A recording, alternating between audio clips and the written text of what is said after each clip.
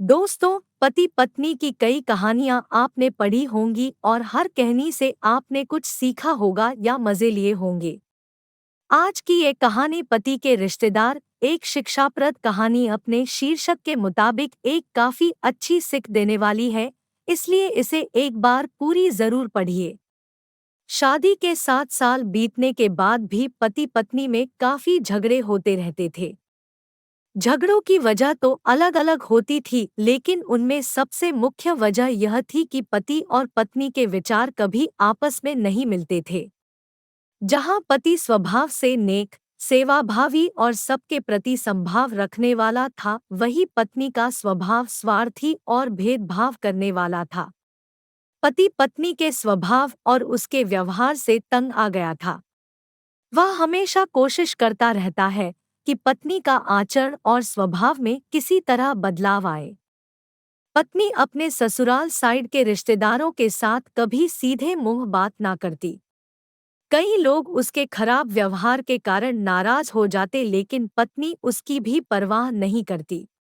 पति को इस बात से काफी दुख होता कि उसकी पत्नी उससे इतनी विपरीत क्यों है।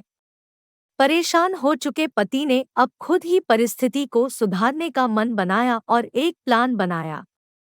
अगले दिन पति ने पत्नी से कहा, सुनो कम्मो, मैं सोच रहा था कि मम्मी पापा, मम्मी बहन, भाई और उनके बच्चों को घर पर इनवाइट कर लेता हूँ। काफी समय हो गया उनसे मिले हुए। इसी बहाने उसने मिल भी लेंगे और उनके साथ थोड़ा समय बिताने के लिए भी मिल जाएगा।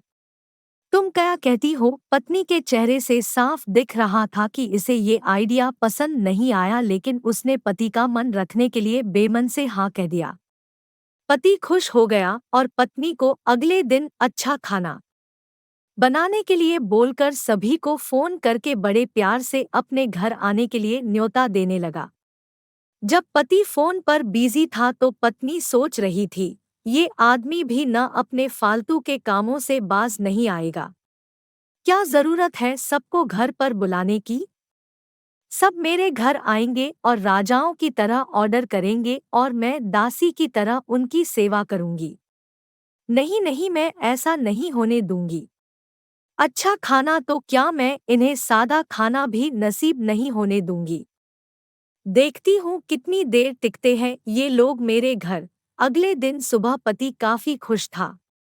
जब सिर्फ 2 ही घंटे बचे थे सभी मेहमानों का आने के लिए, पति ने अपनी पत्नी से पूछा, अच्छा बताओ तो सही, आज सबको खाने में क्या स्पेशल खिलाने वाली हो? पत्नी मुंह बनाते हुए बोली, स्पेशल खाना क्यों? तुम्हारे माँ बाप भाई बहन कोई मेहमान थोड़ी है, उनके लिए कोई स्पेशल खाना नहीं बनाया है मैंने। वह भी वही खाएंगे जो हम खाते हैं।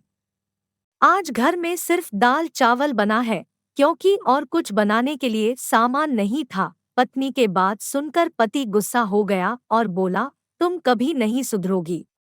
अगर घर में सामान नहीं था तो मुझे एक बार बता दिया होता। मैं बाजार से जाकर ले आता, लेकिन कुछ ढंग का तो खाना बना लेती। अब सिर्फ 1 घंटा बचा है और सभी आने वाले हैं। मैं क्या मुंह दिखाऊंगा उनको?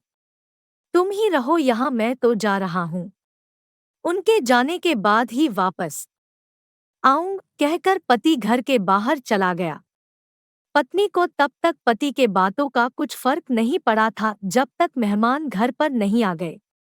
और जैसे ही सब मेहमान घर पर आए तो पत्नी के होश उड़ गए, क्योंकि भाई बहन, माँ बाप और बच्चे वह उसके पति के सैदवाले नहीं बल्कि खुद उसी के थे। यानी कि पति ने अपने माँ बाप को नहीं, अपने ससुराल वालों को खाने पर इनवाइट किया था।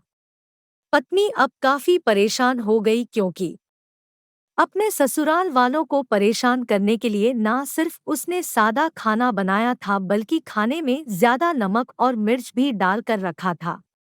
अपने माइक्रो वालों को सामने देखकर पत्नी हाथ मलने लगी। थोड़ा सोचने के बाद पत्नी ने अपने पति को फोन मिलाया और कहा, तुमने मुझे पहले क्यों नहीं बताया कि मेरे मम्मी पापा और भाई बहन आने वाले हैं? तुम पहले बता देते तो मैं अच्छा खाना उनके लिए बनाती।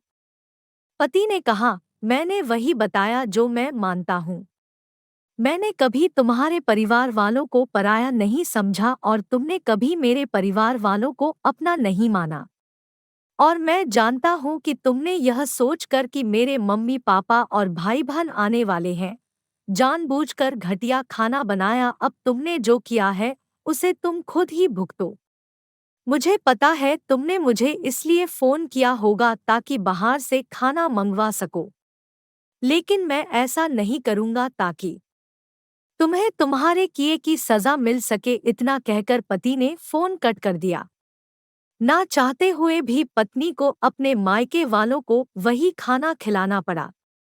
उसके रिश्तेदार ज्यादा मिर्च और नमक वाला खाना भी ऐसा सोचकर खा गए कि बेटी से गलती हो गई होगी, लेकिन बाद में जब दामाद ने सारी बात उन्हें बताई तब उन्हें बहुत शर्मिंदगी हुई और अभी उसके बुरा बर्ताव के लिए उसे डांटकर उससे नाराज होकर चले गए।